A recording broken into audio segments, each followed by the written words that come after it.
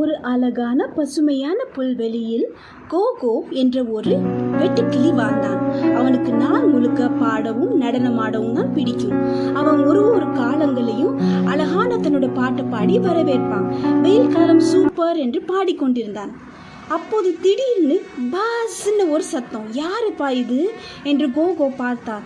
ஒரு சிறிய கொசு அவன் பக்கத்தில் வந்து அமர்ந்து, நான் தான் மீமி, இறைவன் இசைக்கலைஞன் என்று பெருமையா சொல்லிச்சான். கோகோ சிரிச்சிச்சான். நீ இசைக்கலைஞனா? உன் பஸ் சத்தம் என் காதை கிழிக்குது. உடனே கொசு கிண்டலா சொல்லிச்சான், நீ பாடுற பாட்டை கேட்டா எனக்கு தூக்கம் வருது.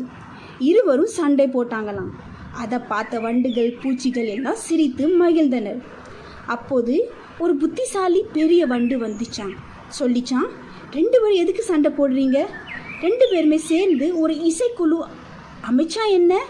கோகோவும் மிமியும் ஆச்சரியப்பட்டாங்க. இது நல்ல யோசனையா இருக்கே அப்படின்னு சொன்னாங்களாம்.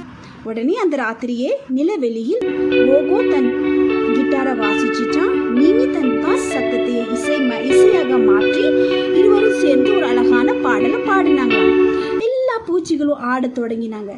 அந்த நாள் முதல் கோகோவும் மிமியும் நண்பர்கள் ஆனார்கள்.